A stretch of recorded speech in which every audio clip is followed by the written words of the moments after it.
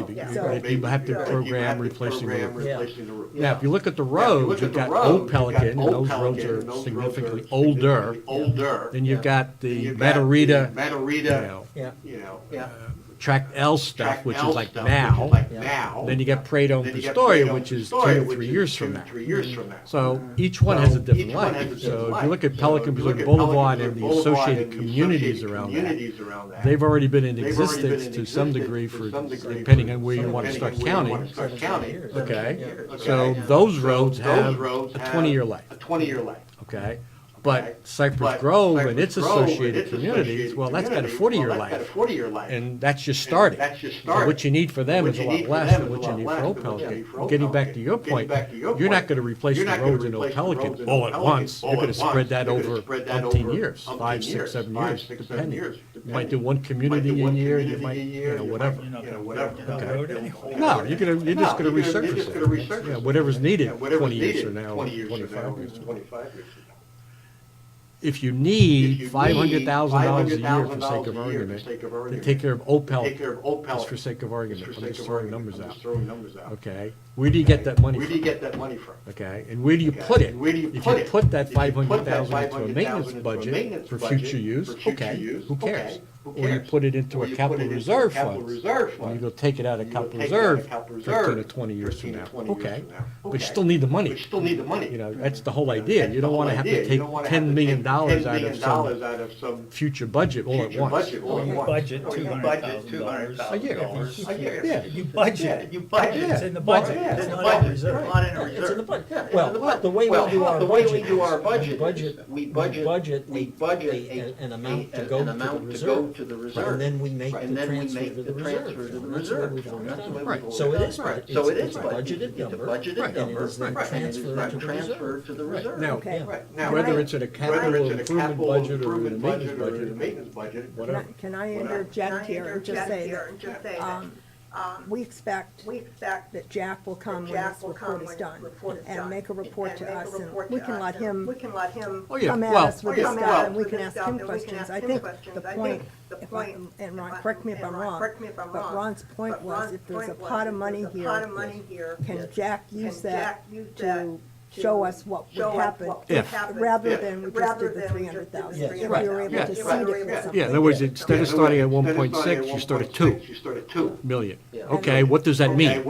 Long term. What about if it's 2.5 starting point? What does that mean? Yeah, and we're not making that decision No, today. absolutely not. Right. But I'm saying, having the number, then you can look at it and say, hey, it looks like we gotta put $600,000 a year versus $500,000. That's significant Yes, but difference. I think, to your point, or Nancy's, I think if he can, he needs to give us an alternative as to if we start at Where we are. one level, or if we start at another level, how much we would then have to put in future years. Because, Well, yeah, if you, because that unassigned reserve, we may not want to put all of that. oh, I wouldn't think we would. No, not at all. That's why I'm saying that it's over 2 million right now. I'm saying, what if you put 500,000 of it?